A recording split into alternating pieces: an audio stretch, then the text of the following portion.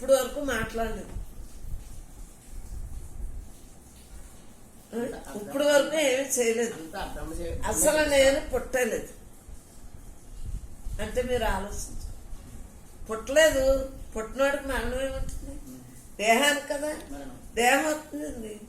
ఆ వచ్చింది దాని పని చేసుకుంటాను. నాకు సంబంధం ఏంటి? నాకు సంబంధం ఏంటి? సంబంధం లేని విషయాలు నాకు అనవసరం. దేంతో నాకు సంబంధం ఉందో అదే నేను చెప్తాను. నాకు దేహంతో సంబంధం లేదు. దేహం నేను కాదు, నేను దేవుడిని. ఆ దేవుడు దేవుడిగానే ఉంటాడు. నాకు ఏ సంబంధం లేదు. నేను పుట్టలేదు. అసలు నేను పుట్టుగా సాగు లేదు. పుట్టుగా మరణం ఎవరికే? మరి శరీరానికి. శరీరం నేను కాదు, శరీరం నేను కాదు, నేను దేవుడిని. నేను మీ ఎవరికైనా మంచి చెప్తాను. మీరు చేయలేదనుకోండి, మీకు అంతే ఉంది, నాకు అనవసరం అన్నీ అస్సలు మళ్ళీ పట్టించుకోనమంటే పట్టించుకో. ఎందువలన నేనే అంత పట్టించుకోను, కానీ అందరినీ బ్రహ్మంగానే చూస్తాను. మీ దేహాన్ని నాకేంటి? నా దేహమే నాకు కాదు. నేను ఇప్పుడు పుట్టలేదు. పుట్టేమో అంటే మరణించవలసింది.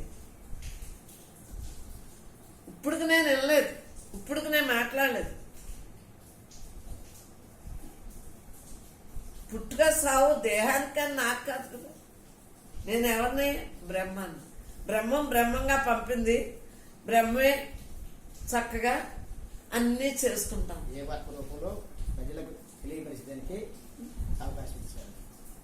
పంపుకుంది, పంపుకొని పని చేసుకుంటాను. నాకేం సంబంధం? నేను గృహస్థుని కాదు, సన్యాసిని కాదు. ఇవన్నీ దేహానికి గృహస్థు. నేను అనంతుడు, సర్వవ్యాప్తి, సత్చిత్ స్వరూపం.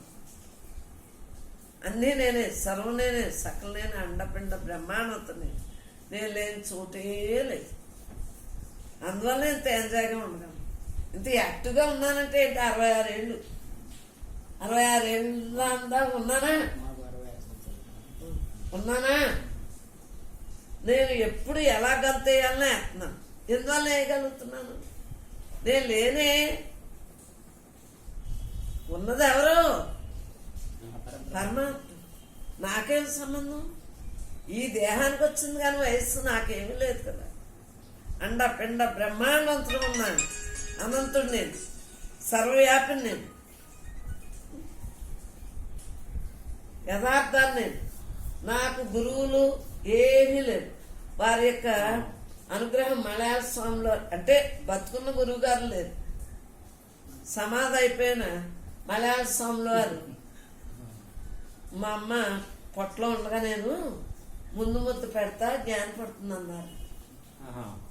మలయాళ స్వామిలో వడ్లూరు తణుకు దగ్గర మఠం ఉంటే వచ్చారు.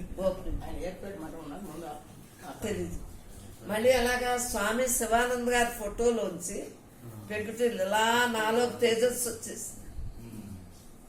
నేను ఎవరిని? బ్రహ్మంగా పంపారు. మహాత్ములు అంతమంది పంపారంట. ఏంటి ఏమంటే అది మాట్లాడుతున్నానేంటి? కరెక్ట్గా శాస్త్రంలో ఉన్నాయి అన్నీ జరుగుతున్నాయేంటి? శాస్త్రంలో వాక్యాలన్నీ చెప్పారు. ఎలా చెప్పగలుగుతున్నాం? ఏం చదివేలేదు, పెద్ద మరీ ఎక్కువ ఏం చదివేలేదు. అలా మహాత్ములు మరీ ఎక్కువ ఏమీ చూసేలేదు. ఏంటి కారణం అని సత్సంగం పెట్టుకున్న మొదట్లో అప్పుడు చూపించారు. భూదేవి సత్యభామ 10 సంవత్సరాలు తపస్సు చేస్తుంది. మళ్ళీ అంతమంది ఉన్నారు, పొడుగడ్డం పొట్టుగడ్డం, వాళ్ళందరూ తపస్సు చేసి ఈ దేహాన్ని గృహస్థులో పెట్టి ఏ యుగంలోనే లేని బ్రహ్మతత్వం తెలియజేయటానికి తేలిక భాషలో పంపి కృతయుగానికి నాందిగా పంపి నిత్య నూతన గ్రంథాలు వెలువరించుకున్నారు.